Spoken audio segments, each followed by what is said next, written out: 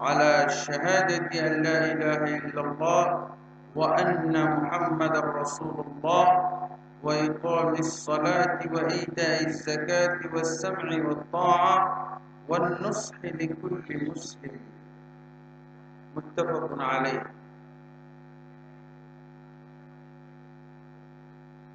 وقال النبي صلى الله عليه وسلم الخلافة 30 سنة ثم تأتي بعدها الملوك رواه أبو داود. আলহামদুলিল্লাহ, জামিয়া সালাফিয়া বীরহাটাবো এলাকার এই নতুন প্রতিষ্ঠানে স্মরণকালের একটি ঐতিহাসিক এই মহাসম্মেলনে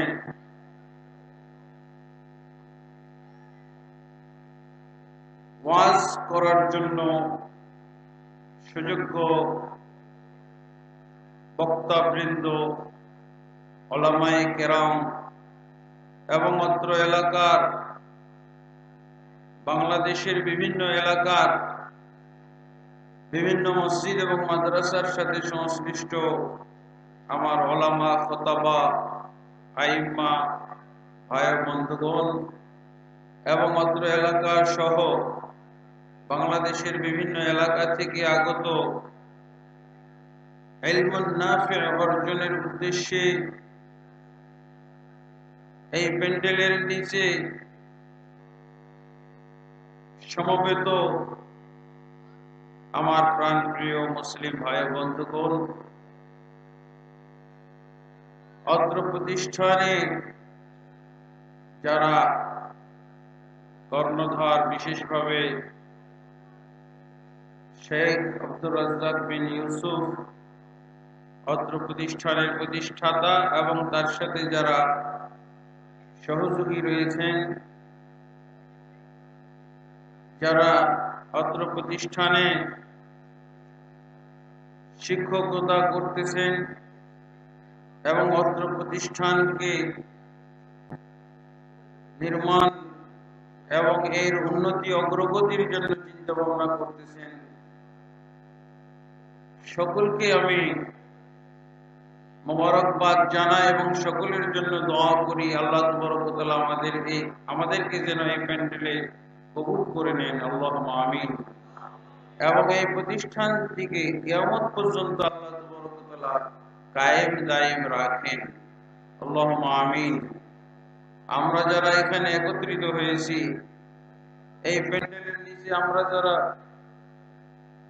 ইলমে নাফি' কোরআন এবং সহিহ সুন্নাত ইলম অর্জন করার জন্য বিভিন্ন এলাকা থেকে ছুটে এসেছি, আল্লাহ তাবারক ওয়া তাআলা আমাদের সকলকে যেন উপকারী ইলম অর্জন করার তৌফিক দান করেন। এবং আমরা যারা এখানে প্যান্ডেলের নিচে একত্রিত হয়েছি, আল্লাহ আমাদের সকলকে যেন এইভাবে জান্নাতে একত্রিত করেন, আল্লাহুম্মা আমিন। বন্ধুগণ, আপনারা শুনেছেন আমার বিষয় বায়াত, খেলাফত, ইমারত ইত্যাদি বিষয় নিয়ে আলোচনা। আমাদের বাংলাদেশের প্রেক্ষাপটে এই বিষয় নিয়ে তেমন আলোচনা হয় না বললেই চলে, আর যা আলোচনা হয় সেই আলোচনাগুলো দিয়ে মানুষ হেদায়েত প্রাপ্ত হওয়ার চাইতে গুমরাহ হয় বেশি বা গুমরাহ হচ্ছে বেশি। তাই আমরা আল্লাহর কাছে দোয়া করি এই বিষয়ে যেন আল্লাহ তাবারক ওয়া তাআলা আমাদেরকে উপকারী ইলম প্রচার করার তৌফিক দান করেন এবং এই বিষয়ে যেন আল্লাহ তাবারক ওয়া তাআলা আমাদেরকে সঠিক জ্ঞান দান করেন, যাতে করে আমরা যেন এই বিষয়ে হেদায়েত প্রাপ্ত হই, আমরা যেন গুমরাহি থেকে ফিরে আসতে পারি। আল্লাহ তাবারক ওয়া তাআলা আমাদের জন্য সেই ব্যবস্থা করে দেন, আল্লাহুম্মা আমিন। সময় অত্যন্ত কম, আলোচনা অত্যন্ত গুরুত্বপূর্ণ, এই আলোচনার জন্য অনেক সময়ের দরকার। বায়াত শব্দটা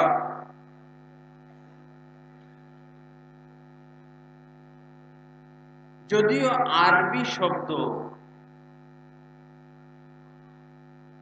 কিন্তু আমাদের বাংলা ভাষাভাষীদের কাছে বহুল প্রচলিত একটা শব্দ। বায়াত, বায়াত শব্দটা আসলে বায়উন শব্দ থেকে এসেছে। বায়উন মানে হলো ক্রয় বিক্রয় করা, বাআ ইয়াবিউ বায়উন। আরেকটা আছে বায়া ইউবাইউ মুবায়াআতান, মুবায়াআতুন।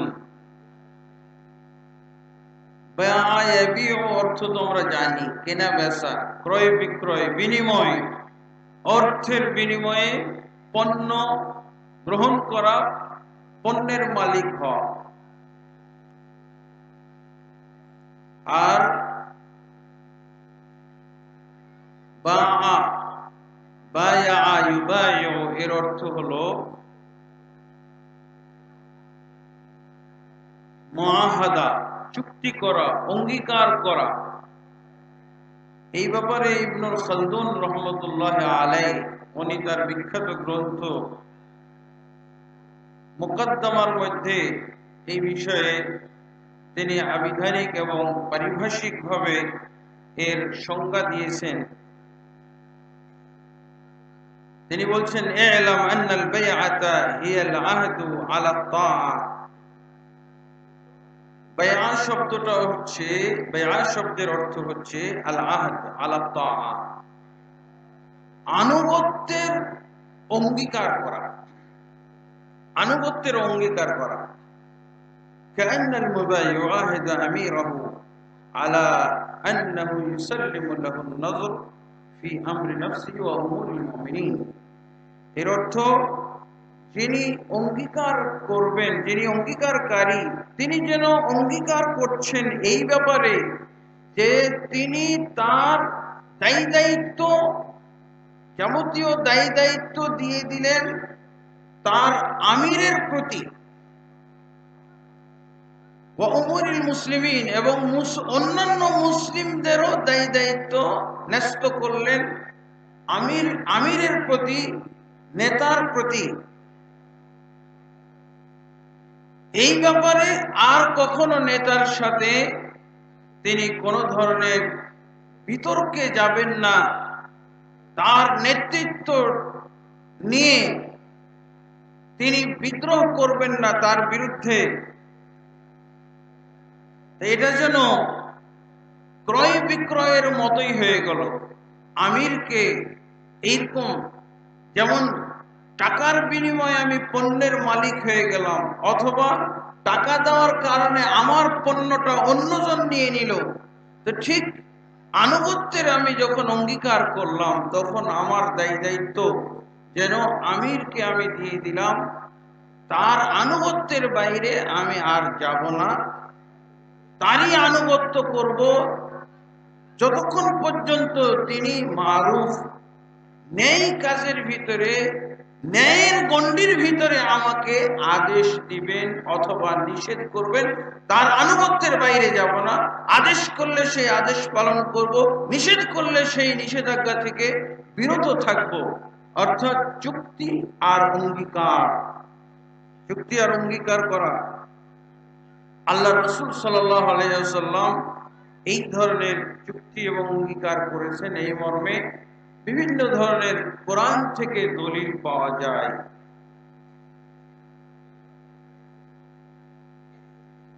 যেমন সূরা মুমতাহিনার 12 নম্বর আয়াতে আল্লাহ বলছেন, ইয়া আইয়ুহান নবী ইযা জাআকাল মুমিনাত ইয়া আইয়ুহান নবী ইযা জাআকাল মুমিনাত ইউবাইউনাক, হে নবী আপনার কাছে যখন মুমিন মহিলারা আসে, ইউবাইউনাকা আপনার সাথে বায়াত করে, তারা কি আলা আল্লা ইউশরিকনা বিল্লাহ, কি ব্যাপারে তারা অঙ্গীকার বা বায়াত বা চুক্তি করে আপনার সাথে, তারা আল্লাহর সাথে কাউকে শরীক করবে না। ওয়ালা ইয়াসরিকনা, তারা চুরি করবে না। ওয়ালা ইয়াজনিনা, তারা জিনা করবে না। ওয়ালা ইয়াকতুলনা, এবং তারা কতল করবে না। আওলাদাহুন্না, তাদের সন্তানদেরকে। ওয়ালা ইয়াতিনা বিবুহতান, এবং এরকম কোন অপবাদ নিয়ে আসবে না, অপবাদ কারো প্রতি লেপন করবে না, সেই অপবাদটা তারা তাদের হাত এবং পা দ্বারা ইচ্ছাকৃতভাবে বানোয়াট একটা অপবাদ তারা নিয়ে আসবে না। ওয়ালা ইয়াসিনাকা ফি মারুফ, এবং ন্যায় বিষয়ে আপনার তারা অবাধ্যতা করবে না। ফাবাইহুন্না, তারা যদি এই জিনিসগুলোর প্রতি আপনার সাথে বায়াত করে চুক্তিবদ্ধ হয়, অঙ্গীকারবদ্ধ হয়, তাহলে আল্লাহ বলছেন ফাবাইহুন্না, আপনি তাদের সাথে বায়াত করুন। ওয়াস্তাগফির লাহুন্না, এবং তাদের জন্য আপনি ক্ষমা ভিক্ষা করুন। ইন্নাল্লাহা গফুরুর রহিম, নিশ্চয়ই আল্লাহ তাবারক ওয়া তাআলা অতি ক্ষমাশীল, দয়ালু।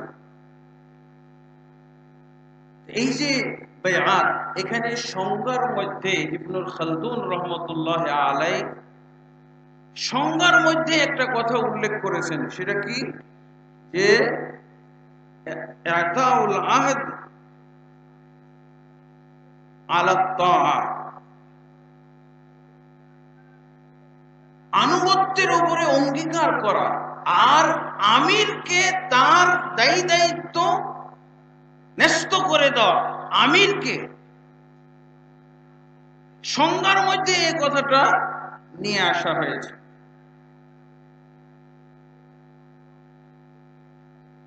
এই যে বায়াত, বায়াতটা হবে আমিরের হাতে। বায়াত কার হাতে হবে, বায়াত কার সাথে হবে, এই ব্যাপারে আমরা যদি দেখি, তো রাসূলুল্লাহ সাল্লাল্লাহু আলাইহি ওয়াসাল্লামের যুগে শুধু রাসূলুল্লাহ সাল্লাল্লাহু আলাইহি ওয়াসাল্লামের হাতে সাহাবায়ে কেরাম বায়াত হয়েছেন, নারী এবং পুরুষ রাসূলুল্লাহ সাল্লাল্লাহু আলাইহি ওয়াসাল্লামের হাতে বায়াত হয়েছে। এবং এই বায়াতগুলো রাসূলুল্লাহ সাল্লাল্লাহু আলাইহি ওয়াসাল্লামের যুগে কয়েক প্রকার ছিল, কয়েক ধরনের বায়াত, মানে বিষয়ের দৃষ্টিকোণ থেকে যেসব বিষয়ের উপরে তারা আনুগত্যের অঙ্গীকার করত, সেই বিষয়গুলোর দৃষ্টিকোণ থেকে বায়াত 5 প্রকার। 1 নম্বর বায়াত হলো ইসলামের উপরে তারা অঙ্গীকার করত, আল্লাহ রাসূল সাল্লাল্লাহু আলাইহি ওয়াসাল্লামের সাথে হাতে হাত রেখে ইসলামের জন্য বায়াত করত, ইসলাম কবুল করব, ইসলাম গ্রহণ করব।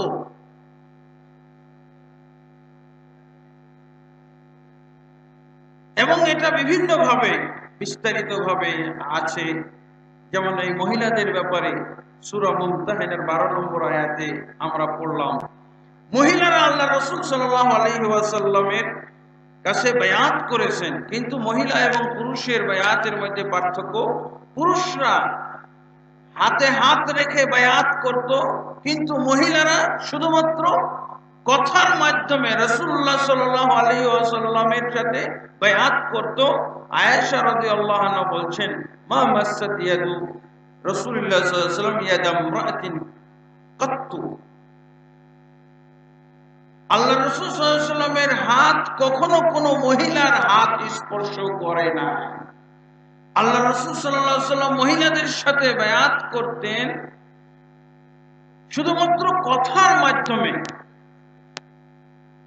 কথার বিনিময় তারা অঙ্গীকার দিত বক্তব্যের মাধ্যমে আল্লাহর রাসূল সাল্লাল্লাহু আলাইহি ওয়াসাল্লাম তাদের অঙ্গীকার নিতেন বক্তব্যের মাধ্যমে, হাত ধরাধরি করে নয়। এটা রাসূলুল্লাহ সাল্লাল্লাহু আলাইহি ওয়াসাল্লামের জন্য যদি জায়েজ না হয়ে থাকে, কোন মহিলার হাত রাসূল সাল্লাল্লাহু আলাইহি ওয়াসাল্লামের হাতে স্পর্শ হওয়া যদি বায়াতের ক্ষেত্রেও জায়েজ না হয়ে থাকে, তাহলে এটা কখনো কোনোভাবে জায়েজ নেই মুসলমানদের জন্য। রাসূল সাল্লাল্লাহু আলাইহি ওয়াসাল্লামের উম্মতের জন্য সে যদি রাসূল সাল্লাল্লাহু আলাইহি ওয়াসাল্লামের উম্মত দাবি করে, তাহলে কোনো অজুহাতে, বায়াত তো একটা হলো ইসলামী অজুহাত, এটা একটা আনুগত্যের অঙ্গীকার, আনুগত্যের একটা চুক্তি। এই ক্ষেত্রেও রাসূলুল্লাহ সাল্লাল্লাহু আলাইহি ওয়াসাল্লাম কোনো মহিলার হাত ধরে অঙ্গীকার করেন। অথচ আমরা দিব্যি মুসলমান হয়ে, মুসলিম নারী হয়ে, আমরা মুসলিম পরিবারের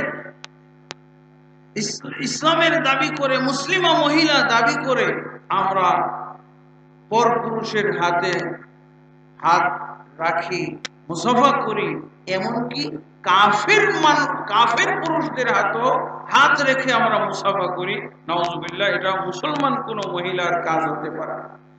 এমনকি কোন মুসলমান পুরুষ কোন মহিলা, বেগানা কোন মহিলার হাতে হাত রেখে এইভাবে মুসাফা বা কোন চুক্তি অঙ্গীকার করতে পারে না। এটা সম্পূর্ণরূপে হারাম। এই যে মহিলারা রাসূল সাল্লাল্লাহু আলাইহি ওয়াসাল্লামের সাথে যে বায়াত করলেন কথার মাধ্যমে, এটা কি ইসলামের বায়াত ছিল? ইসলামের বায়াত, এখানে ইসলাম শব্দ নাই, কিন্তু ইসলাম মানতে হলে, ইসলাম পালন করতে হলে যেই কাজগুলো করতে হয়, এই কাজগুলোর নাম উল্লেখ করা আছে। কি? শিরক করব না, আল্লাহর সাথে শরীক স্থাপন করব না, তাওহীদ, এটাই হলো তাওহীদ। তাওহীদই হলো ইসলামের সার নির্যাস কথা। তারা তাওহীদের উপরে বায়াত করতেছে, শিরক বর্জনের উপরে বায়াত অঙ্গীকার করছে, এটাই হলো ইসলাম। আর এরপরে ইসলামের অন্যান্য কবিরা গুনাহগুলো, ইসলাম যেই আচরণগুলোকে, যেই অন্যায়গুলোকে, যে অপরাধগুলোকে কবিরা গুনাহ হিসেবে চিহ্নিত করেছে, সেগুলোর নাম তারা ধরে ধরে অঙ্গীকার করেছে। চুরি করবে না, জিনা করবে না, হত্যা করবে না, নিজেদের সন্তানকে হত্যা করবে না, অন্যকে তো হত্যা করা অন্যান্য আয়াত দ্বারা নিষিদ্ধ আছে। তারা কোনো ধরনের বহতান, কোনো ধরনের অপবাদ লেপন করবে না কারো প্রতি। এটাই হলো ইসলামের প্রতি, ইসলামের উপরে বায়াত করা। এছাড়া সহিহ বুখারী এবং মুসলিমের মধ্যে পাওয়া যায়, জারীর বিন আব্দুল্লাহ রাদিয়াল্লাহু আনহু বলছেন, বায়াতু রাসূলুল্লাহ সাল্লাল্লাহু আলাইহি ওয়াসাল্লাম আলা শাহাদাতি আল্লা ইলাহা ইল্লাল্লাহ, আমি আল্লাহর রাসূল সাল্লাল্লাহু আলাইহি ওয়াসাল্লামের কাছে বায়াত করেছিলাম কিসের উপরে? শাহাদাতু আল্লা ইলাহা ইল্লাল্লাহ, এই সাক্ষ্য বাণীর উপরে যে আল্লাহ ব্যতীত প্রকৃত কোনো মাবুদ নেই এবং নিশ্চয়ই মুহাম্মদ সাল্লাল্লাহু আলাইহি ওয়াসাল্লাম আল্লাহর রাসূল। এক নম্বর, ওয়া ইকামিস সালাত, সালাত কায়েম করব, এর উপরে বায়াত করেছিলাম। আর কি? ইতাইজ যাকাত, যাকাত আদায় করব, ওয়াস সামঈ ওয়াত তাআ, এবং আমিরের কথা শুনব এবং আনুগত্য করব, ওয়ান নুসহি লিকুল্লি মুসলিম, এবং প্রত্যেক মুসলিম ব্যক্তির জন্য আমি খায়ের খাহি হব, তার কল্যাণকামী হব। এই সব বিষয়ের উপরে আমি রাসূলুল্লাহ সাল্লাল্লাহু আলাইহি ওয়াসাল্লামের কাছে বায়াত করেছিলাম।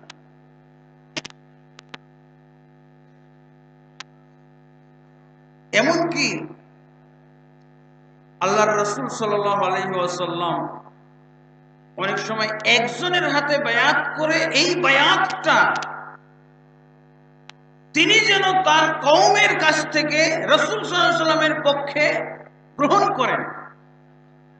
তমাদ নামক এক কাফের ব্যক্তি রাসূলুল্লাহ সাল্লাল্লাহু আলাইহি ওয়াসাল্লামের কাছে তার বক্তব্য শুনে সে অভিভূত হয়ে, যে বক্তব্য কি শুনেছিল?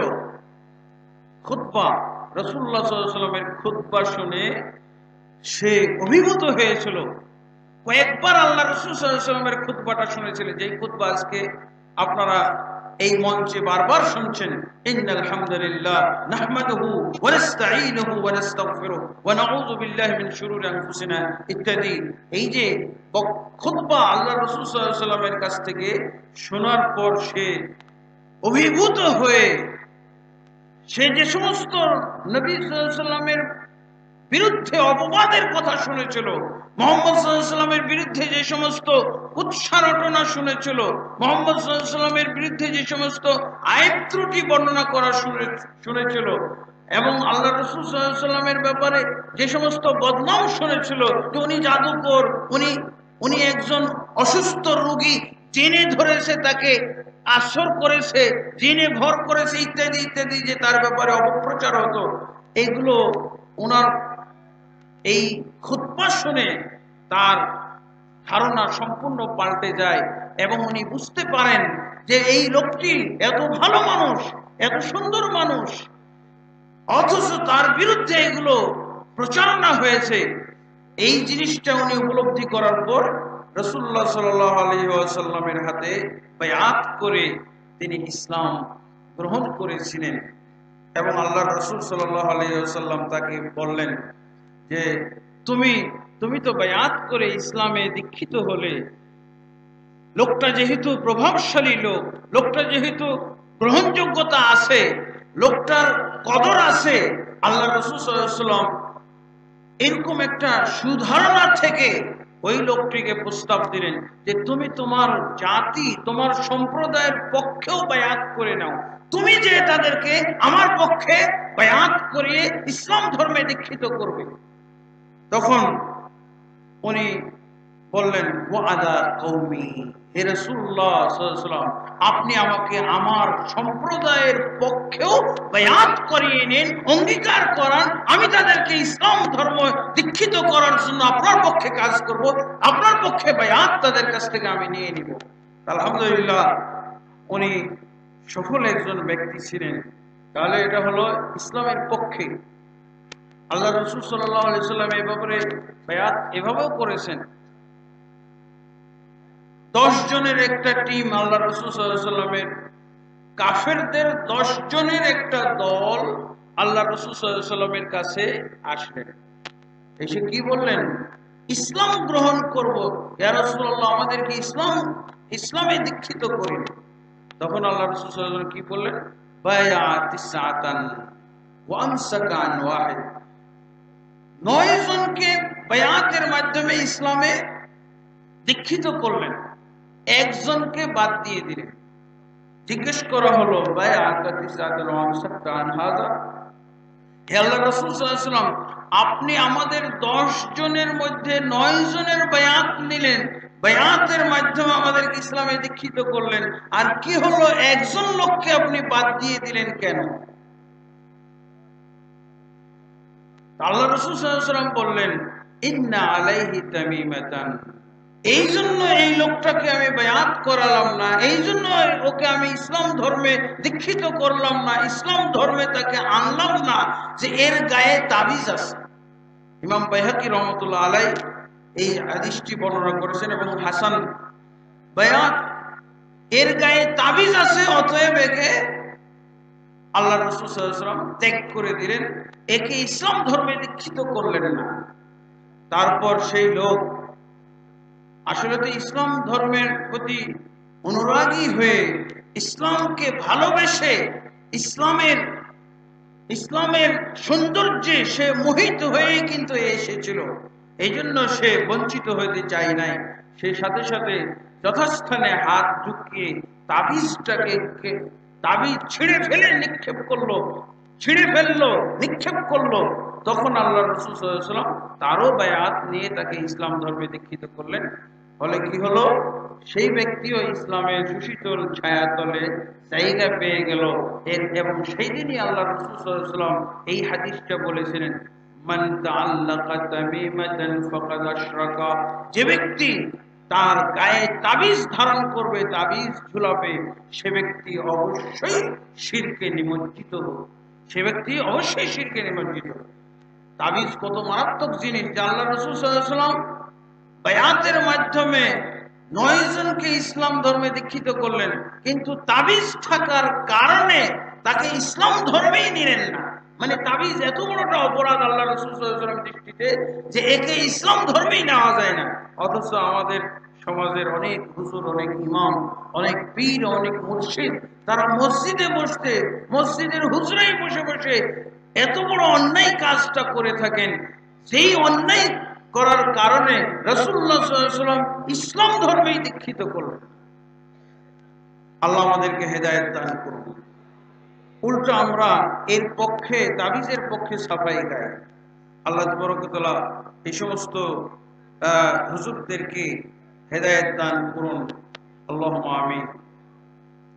এরপরে হলো আরেক প্রকার বায়াত, এটা হলো সাহায্য সহযোগিতার বায়াত।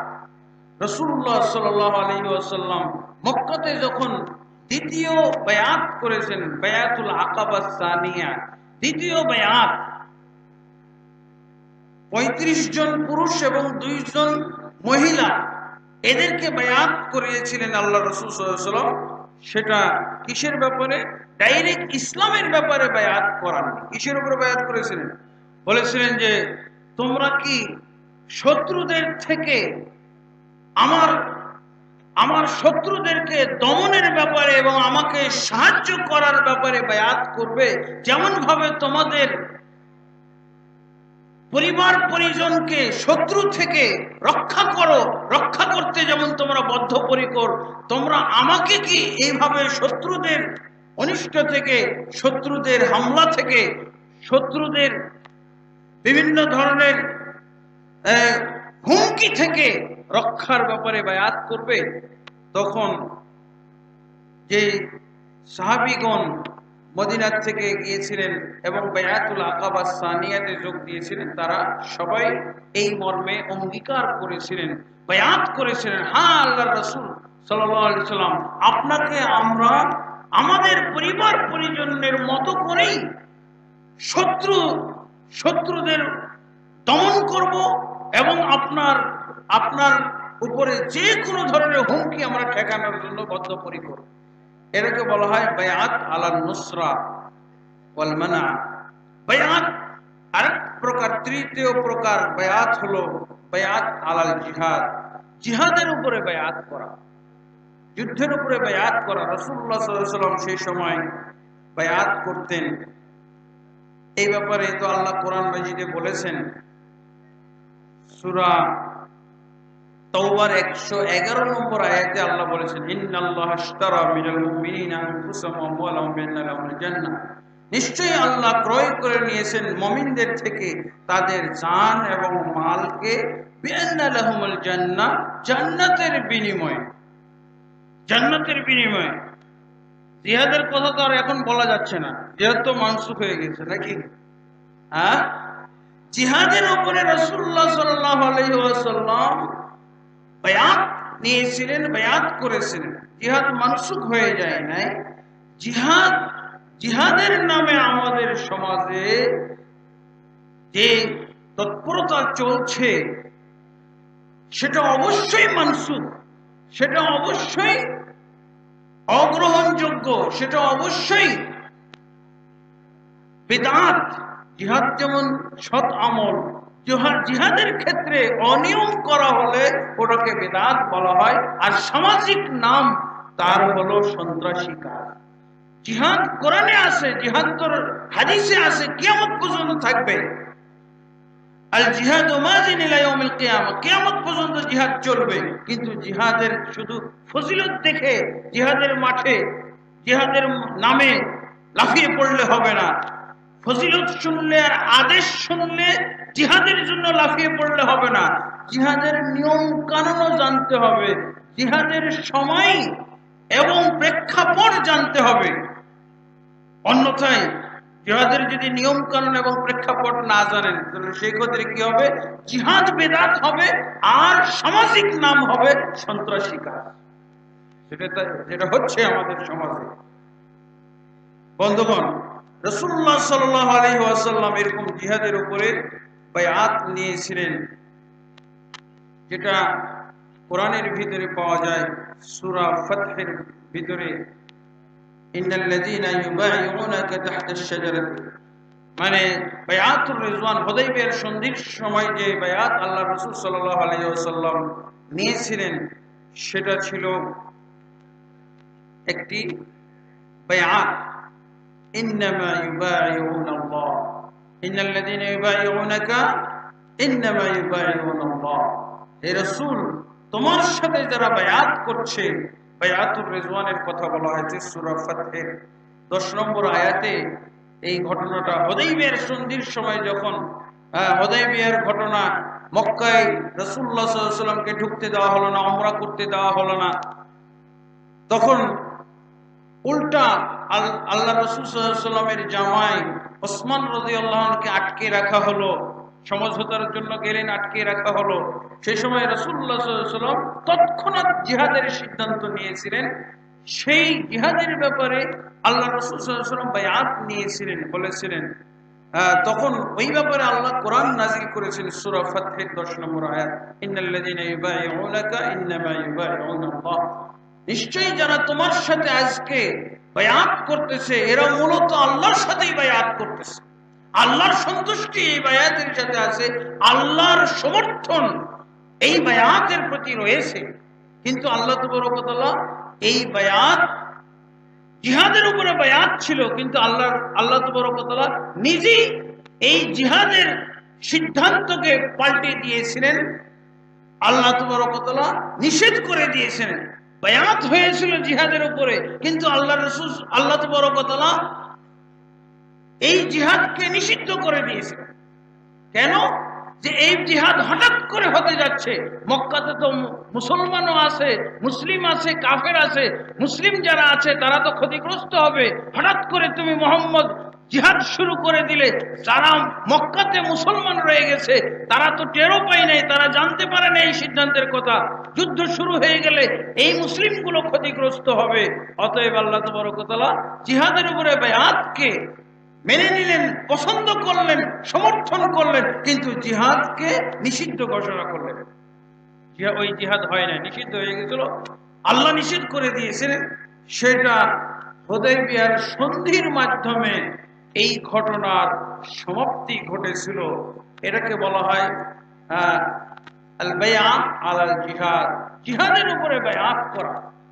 রাসূলুল্লাহ সাল্লাল্লাহু আলাইহি সাল্লামের এই জিহাদ সম্পর্কে একজন আরেকজনকে জিজ্ঞেস করেছিলেন,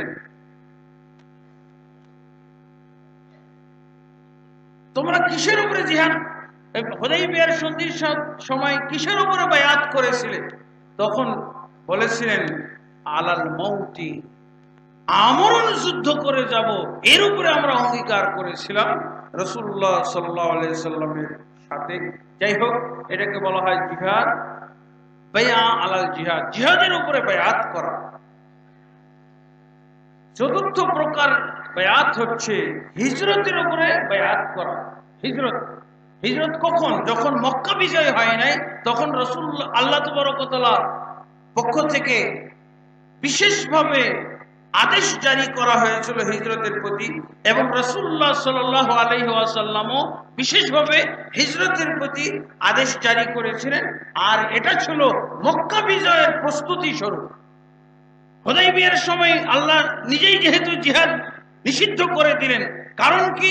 যে মুসলিমদেরকে নোটিশ দেওয়া হয় নাই, অতএব হঠাৎ যুদ্ধ শুরু হয়ে গেলে মুসলিমরা ক্ষতিগ্রস্ত হবে, এই জন্য। তাহলে পরবর্তীতে মক্কা বিজয়ের জন্য যে প্রস্তুতি আল্লাহ তাবারক ওয়া তাআলা নিতে বললেন, সেটা হলো হিজরত ফরজ। এই মক্কাতে থাকা যাবে না, কোন মুসলমানের জন্য মক্কায় থাকা চলবে না। এক ব্যক্তি মুজাশশি' বিন মাসউদ, মক্কা বিজয়ের পর সে এসেছে কিসের জন্য? ইয়া রাসূলুল্লাহ, আমার ভাইয়ের আপনি বায়াত নেন। কিসের বায়াত? হিজরতের বায়াত। সে হিজরত করে না। তো আল্লাহ রাসূল সাল্লাল্লাহু আলাইহি ওয়াসাল্লাম তাকে জিজ্ঞেস করলেন, যাহাবা আহলুল হিজরা বিমা ফিহা, আহলুল হিজরা, যারা হিজরতকারী, তারা হিজরতের মধ্যে যে গুরুত্ব ছিল, যে ফজিলত ছিল, সেটা তারা নিয়ে গেছে। এখন মক্কা বিজয় হয়ে গেছে, এখন হিজরতের কোনো গুরুত্ব নাই। মক্কা থেকে মদিনায় হিজরত করা মনসুখ হয়ে গেল, লা হিজরাতা বাদাল ফাতহ। ফাতহে মক্কার পর আর কোনো হিজরত চলবে না, কোনো হিজরত বৈধ না। এভাবে আল্লাহ রাসূল সাল্লাল্লাহু আলাইহি ওয়াসাল্লাম হিজরতের উপরে বায়াত আগে নিয়েছিলেন, কিন্তু এখন আর নাই। যেহেতু কিন্তু ইসলামের খাতিরে, ইসলামের স্বার্থে এক দেশ থেকে, কাফের রাষ্ট্র থেকে ইসলামী রাষ্ট্রে কিয়ামত পর্যন্ত হিজরত বহাল থাকবে। এরপরে আরেকটা বায়াত হলো আল বায়া আলাস সামঈ ওয়াত তাআ, আমিরের আনুগত্যের প্রতি বায়াত করা। আমিরের আনুগত্য, ওই যে সংজ্ঞার মধ্যে বলা হয়েছিল আমিরের সাথে আনুগত্যের চুক্তি করা, অঙ্গীকার করা, সেটারই কথা রাসূলুল্লাহ সাল্লাল্লাহু আলাইহি ওয়াসাল্লামের হাদিসের ভিতরে এসেছে। উবাদাতুল্লাহ সামিত রাদিয়াল্লাহু বলছেন, বায়ানা রাসূলুল্লাহ সাল্লাল্লাহু আলাইহি ওয়াসাল্লাম আলা সামঈ ওয়াত তাআ ফিল উসরি ওয়াল ইসরি ওয়াল মানশাতি ওয়াল মাকরাহ ওয়া আলা সারাতিনা আলাইনা। বলছেন কি,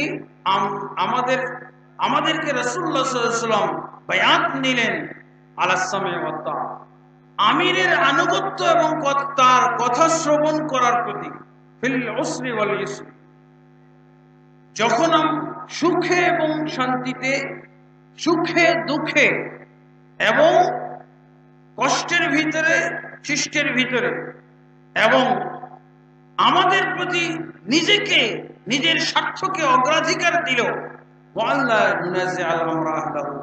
এবং আমরা যেন তার সাথে, তার বিষয়ে কোনো ধরনের আমরা হস্তক্ষেপ না করি, তার পদ নিয়ে যেন আমরা টানা হেঁচড়া না করি, আমিরের পদ নিয়ে যেন আমরা, বা আমিরের দায়িত্ব নিয়ে যেন আমরা টানা হেঁচড়া না করি। ইল্লা আন তারাউ কুফরান বাওয়াহান, একমাত্র ওই অবস্থার ভিতরে, ওই অবস্থার ক্ষেত্রে হইতে পারে যখন তোমরা স্পষ্ট কুফরি, তার ভিতরে স্পষ্ট কুফরি দেখতে পাবে, এবং মিনাল্লাহি ফীহি বুরহান, আল্লাহর পক্ষ থেকে এই ব্যাপারে স্পষ্ট দলিল তোমরা যদি দেখতে পাও, ওই আমিরের ভিতরে প্রকাশ্য কুফরি আছে এবং আল্লাহর পক্ষ থেকে এই ব্যাপারে স্পষ্ট দলিল পাওয়া যাচ্ছে, তাহলেই কেবলমাত্র তার সাথে তোমাদের কোনো বিরোধ হতে পারে, তাও শর্ত সাপেক্ষে, যদি তোমাদের ক্ষমতা থাকে, তোমাদের যদি সামর্থ্য থাকে ইত্যাদি। এইভাবে 5 ধরনের যেসব বিষয়ের উপরে বায়াত করা হয়েছিল, এগুলো হলো 5 ধরনের বিষয়, যেগুলো আমরা সংক্ষেপে শুনলাম। এখন বায়াত সহিহ হওয়ার শর্ত কি?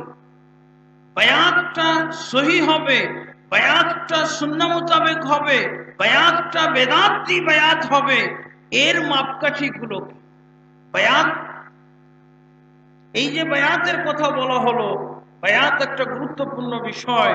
এই বায়াত কখন করতে হবে, কার সাথে করতে হবে, এই বিষয়ে কিছু আলোচনা আমাদের দরকার আছে। সেটা হলো মোটামুটি 5-6টা শর্ত আছে।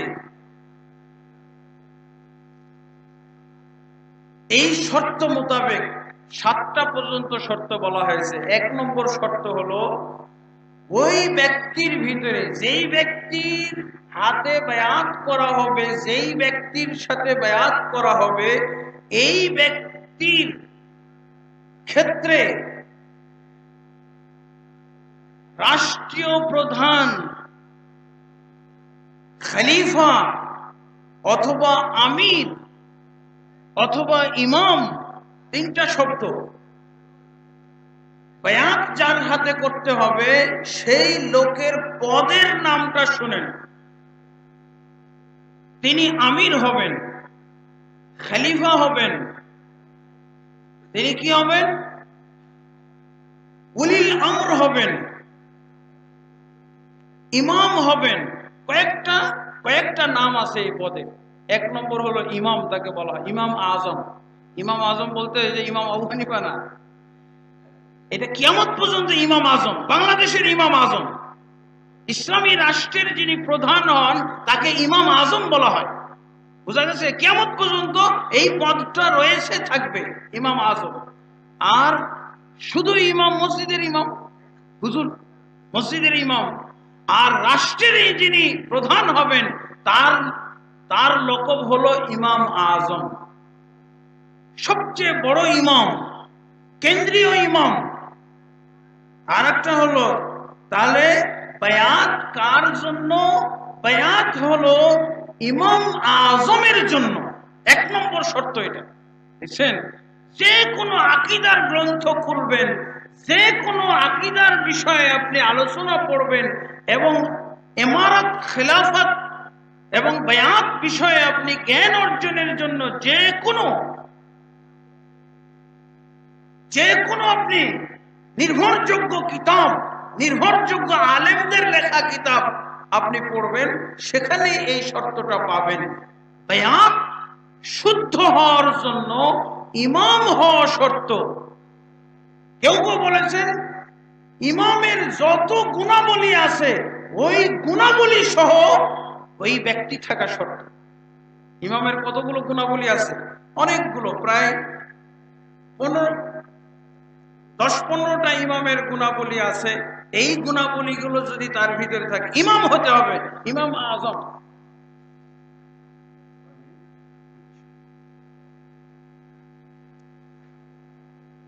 দেখেন ইমাম আজম হলে কি কি তার গুণাবলী থাকতে হবে, এটা হলো 1 নম্বর শর্তে। 1 নম্বর শর্তে বলা হয়েছে যে তার ভিতরে ইমাম আজমের যে গুণাবলীগুলো রয়েছে এই গুণাবলীগুলো তার মধ্যে থাকতে হবে। 1 নম্বর কি? ইসলাম। সে ইসলাম পালনকারী কিনা। ইসলাম বলতে আবার ওই যে নাম ইসলাম তা না, ইসলাম উদ্দিন নাম রেখে দিন আমরা, হ্যাঁ, সুন্দরী নাম রেখে দিই, কুশ্রী মানুষ, কিন্তু ইসলাম। ইসলাম বলতে যে ইসলামের যে রুকনগুলো আছে, 5টা রুকন, এই রুকন গুলো সম্পূর্ণ বিদ্যমান তার ভিতরে, এরকম লোক। 1 নম্বর এটা শর্ত। 2 নম্বর বালেগ। 3 নম্বর আকেল, বিবেকবান, কোন পাগল ছাগলকে হবে না, হইতে পারবে না। 4 নম্বর স্বাধীন থাকবে, কোন দাস হইতে পারবে না, দাস ব্যক্তি, কৃত দাস ব্যক্তি হইতে পারবে না।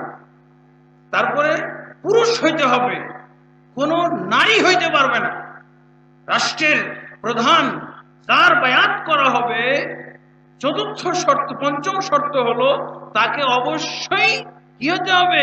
পুরুষ ব্যক্তি হতে হবে, কোন নারী হইতে পারবে না। তারপরে 6 নম্বর শর্ত, আলেম হইতে হবে। এখন আলেমের ব্যাপারে মতভেদ আছে, মুজতাহিদ আলেম না সাধারণ আলেম হলেও চলে, অন্যান্য আলেমদের সহযোগিতা নিয়ে চলেন, এটা নিয়ে মতভেদ আছে। তবে কথা হলো যদি উনি খলিফা বা আমিরুল মুমিনিন, বুঝছেন তো, বায়াত কার জন্য হবে? এই 3 শব্দের একই নির্দেশনা।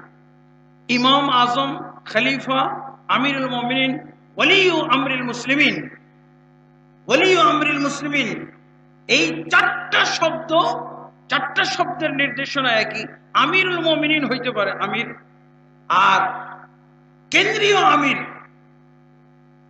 তারপরে হলো আদালত থাকতে হবে। আদালত মানে ন্যায় নিষ্ঠতা, তার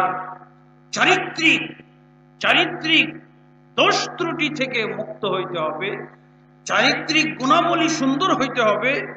যে সমস্ত গুণাবলীর কারণে চরিত্র নষ্ট ধরা হয়, এগুলো যেন তার ভিতরে না থাকে। তারপরে তার শারীরিক এবং মানসিক যোগ্যতা থাকতে হবে।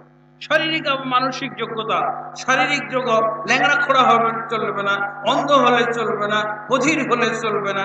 তারপরে মানসিক ভাবে যোগ্যতা, ভীতু মানুষ, সবচেয়ে তেলাপোকা দেখেও ভয় পায়, সাধারণ মানুষ দেখেও ভয় পায়, ভয় ভীতির ভিতরে, যাই হোক। তারপরে তার ইমাম হওয়ার জন্য লালায়িত থাকবে না। ওই ব্যক্তি ইমাম হওয়ার, রাষ্ট্রপতি হওয়ার জন্য লালায়িত হবে না। যদি লালায়িত থাকে তাহলে সেও অযোগ্য। তারপরে 11 নম্বর গুণ, কুরাইশ হইতে হবে।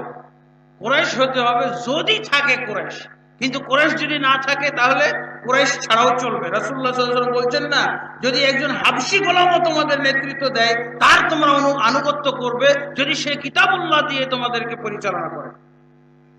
11 নম্বর গুণ, এইটা মোটামুটি এইভাবে আরো এগুলো যদি আমরা ভাগ করি তাহলে আরো কিছু বের হবে, সেই দিকে আমরা যাচ্ছি না। তাহলে বোঝা গেল যে এই 1 নম্বর শর্ত, যেটা 1 নম্বর শর্তের মধ্যে 11টা গুণ বিশিষ্ট ব্যক্তি যোগ্য হবে বায়াতের জন্য। আর বায়াত 2 নম্বর শর্ত হলো যার বায়াত করা হবে আহলুল হাল্লি ওয়াল আকদরা, অবশ্যই বিবেকবান বিচক্ষণ লোকেরা যাকে খলিফা বা আমির হিসেবে গণ্য করেছে। বিচক্ষণ লোকেরা আহলুল হাল্লি ওয়াল আকদ, দেশের মেধা, ইলম, কোরআন সুন্নাহর জ্ঞান সম্পন্ন, কোরআন সুন্নাহর জ্ঞানে পরিপক্ক লোকেরা যাকে ইমাম বলে যোগ্য মনে করেছে।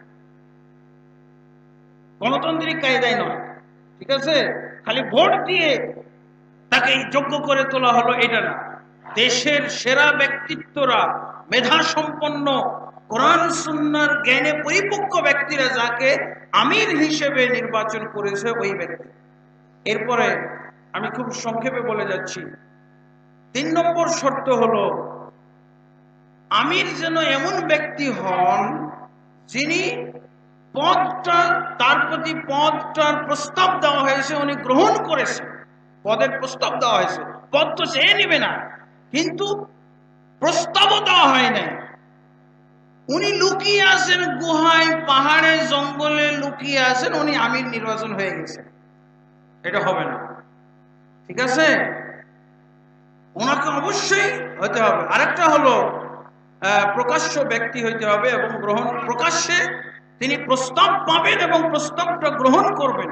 গ্রহণ করেননি তাহলে হবে না। 4 নম্বর শর্ত হলো যে বায়াতকারী একজন হতে হবে। যিনি বায়াত করাবেন তার সংখ্যা কয়জন হতে হবে? একজন হতে হবে, বাধ্যতামূলক একজন। 2 জন হলে উনি আর দুনিয়াতেও থাকতে পারবেন না। রাসূলুল্লাহ সাল্লাল্লাহু আলাইহি ওয়াসাল্লাম বলছেন, মুসলিম শরীফের হাদিস, ইযা বুইয়া লি খলিফাতাইনি ফাকতুল আখিরা মিনহুমা, যখন 2 জন খলিফার বায়াত করা হয়, 2 জনের মধ্যে যে দ্বিতীয় বলে প্রমাণিত হবে তারিখ ডেটের মাধ্যমে, তাহলে ওই দ্বিতীয় জনকে হত্যা করে ফেলো। তাহলে কয়জন থাকবে? একজন। বায়াতকারী ব্যক্তি একজন হবেন। বায়াতের অনেক গুরুত্ব আছে, ওগুলো বলতে পারি নাই, ওগুলো সময় নাই। রাসূলুল্লাহ সাল্লাল্লাহু আলাইহি ওয়াসাল্লাম বলছেন, মান মাতা ওয়া লাইসা ফি উনুকিহি বায়াতুন মাতা মাইতাতান জাহিলিয়া, যে ব্যক্তি মৃত্যুবরণ করবে এমত অবস্থায়, সহিহ বুখারী মুসলিমের হাদিস, এমত অবস্থায় যে তার ঘাড়ে কারো বায়াত ছিল না, ওই ব্যক্তির মৃত্যু হবে জাহিলি মৃত্যু। তো জাহিলি মৃত্যু হবে, তাহলে আমার তো বায়াত করা জরুরি, কিন্তু বায়াত করা জরুরি হইলে ওই লোকটা যার বায়াত করবো, যার হাতে বায়াত করবো, ওই লোকটা একজন হতে হবে দেশের মধ্যে। তার মানে এমন এক পদের অধিকারী ব্যক্তি যেই পদটা একটাই থাকে। রাষ্ট্রপতি কয়জন হয়? একজন হয়। খলিফা কয়জন হয়? একজন হয়। খলিফা, আমিরুল মুমিনিন, দেশের আমির একজন হয়, এই ব্যক্তি। এবং আরেকটা জিনিস জেনে রাখলে, একজন থাকবে। রাসূলের যুগে দ্বিতীয় জন কেউ বায়াত নিয়েছিল, দ্বিতীয় জন আরো কেউ বায়াত করতো, আবু বকর। আল্লাহ রাসূলের মৃত্যুর পর আবু বকর ছাড়া আর কেউ বায়াত নিয়েছিলেন দ্বিতীয় ব্যক্তি? না। আবু বকর রাদিয়াল্লাহু আনহু মৃত্যুর পর ওমর ইবনুল খাত্তাব যে খলিফা হলেন, বায়াত আর দ্বিতীয় ব্যক্তি কেউ নিয়েছিল? না। ওসমানের সময় উনি ছাড়া আর কেউ বায়াত নেননি। অতএব বোঝা গেল যে বায়াত তখন আমার জন্য ফরজ যখন ওই একক পদের অধিকারী একক ব্যক্তি যখন দেশে থাকবে। অনেক সময় এরা বিভ্রান্ত করে থাকে। এই বায়াতকারীরা আমাদের দেশে কিন্তু অনেক হাজার হাজার বায়াত, হাজার হাজার মানুষের হাতে বায়াত হয়। কেউ তো সংগঠনের আমির, কেউ তো হলো পীর, কেউ মুর্শিদ, কেউ ওই দরবারওয়ালা, কেউ খানকাওয়ালা, কেউ খানকিওয়ালা। এইভাবে দেখা যায় যে শেষ। হ্যাঁ, এরকম সবাই বায়াত নিচ্ছে, হাজার হাজার লোক। রাসূলুল্লাহ সাল্লাল্লাহু আলাইহি ওয়াসাল্লাম কি বলছেন যে একজন রেখে বাকিদেরকে হত্যা করতে হবে। একজন রেখে, যিনি প্রভাবশালী, যিনি সমস্ত আমিরকে কি দমন করতে পারেন, এরকম একজনকে পাওয়ারফুল ধরে শুধু তার হাতে বায়াত করে বাকিগুলোকে হত্যা করতে হবে। এই হলো রাসূলুল্লাহ সাল্লাল্লাহু আলাইহি ওয়াসাল্লামের নির্দেশনা, এই হলো রাসূলুল্লাহ সাল্লাল্লাহু আলাইহি ওয়াসাল্লামের হাদিসের ফয়সালা। এই জন্য দ্বিতীয় ব্যক্তি হইতে পারবে না। বোঝা গেছে? এটা হলো একমাত্র রাষ্ট্রের প্রধান, ইসলামী রাষ্ট্রের প্রধানের জন্য। যদি ইসলামী রাষ্ট্র থাকে তাহলে ওই ব্যক্তির হাতে বায়াত হইতে হবে। অনেকে বলেন যে তাহলে তুমি জাহিলি মৃত্যু বরণ করবে। আমরা তো জাহিলি মৃত্যু ঠেকানোর জন্য বিভিন্ন দরবার খুলে বসেছি, বায়াতের ব্যবস্থা করেছি। এটা কি? এটা একটা বোকামি যুক্তি। আমার আমির নাই তো আমার বায়াত কেন আছে? আমার টাকা পয়সা না থাকলে কি যাকাত দিতে হবে? টাকা পয়সা না থাকলে কি আমার হজ করতে হবে? আমার ওযু করার সময় কি হাত কাটা থাকলে হাত ধুইতে হবে? কেন এগুলো লাগছে না? আমার জিনিসই নাই তো আমি কিসের এগুলো করব? আমার হাত নাই তো কিসের হাত ধোবো? আমার মাল নাই তো যাকাত দেবো কেন? আমার মাল নাই তো হজ করবো কেন? এই হুজুরদের এই হলো অযৌক্তিক কতগুলো গুমরাহি যুক্তি যে তোমরা জাহিলি মৃত্যু ঠেকানোর জন্য আমার হাতে বায়াত করো। ওই লোকই তো না। ঠিক আছে, আর একটা শেষ, আলহামদুলিল্লাহ, আমি এরপরে কিতাবুল্লাহ এবং সুন্নাতে রাসূলের উপরে বায়াত হবে। যারা আল্লাহর এবং আল্লাহর কিতাব রাসূলের সুন্নাত দ্বারা রাষ্ট্র পরিচালনা করে, এদের বায়াত হবে। যারা অন্য কিছুর দ্বারা, তরিকা দ্বারা, মাযহাব দ্বারা, তারপরে ওই অন্যান্য কিছু দ্বারা, অন্যান্য জিনিস দ্বারা যারা পরিচালনা করবে, তাদের বায়াত করা যাবে।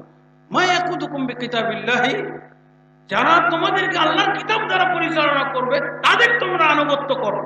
আলহামদুলিল্লাহ, এই হলো সর্বশেষ কথা। আলহামদুলিল্লাহ, বিষয় অনেক গুরুত্বপূর্ণ, কথাও রয়েছিল অনেক, কিন্তু সময় স্বল্পতার কারণে সীমিত সময়ের মধ্যে শেষ করতে হবে বলে এলোপাথারি ভাবে কিছু কথা এই বিষয়ে আপনাদের সামনে পরিবেশন করলাম। আল্লাহ তাবারক ওয়া তাআলা এই সংক্ষিপ্ত কথায় আমাদেরকে বরকত দান করুন, হেদায়েত দান করুন। আল্লাহুম্মা আমিন। আস্তাগফিরুল্লাহ লি ওয়া লাকুম লিসাইরিল মুসলিমিন ফাস্তাগফিরু ইন্নাহু হুয়াল গফুরুর রহিম। সুবহানাকা আল্লাহুম্মা ওয়া বিহামদিকা আশহাদু আল্লা ইলাহা ইল্লা আনতা আস্তাগফিরুকা ওয়া আতুবু ইলাইক।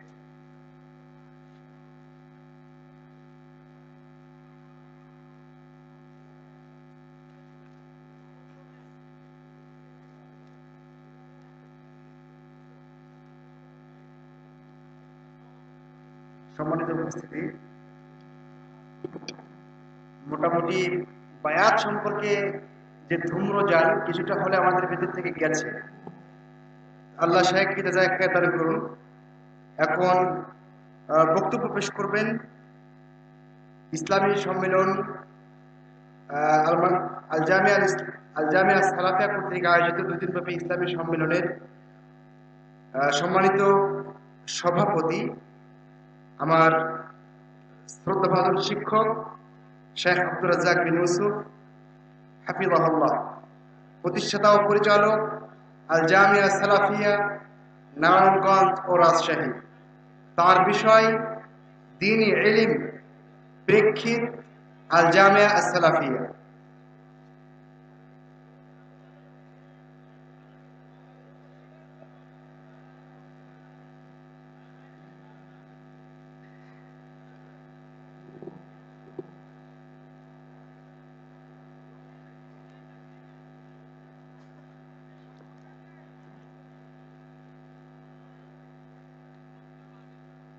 السلام عليكم ورحمة الله.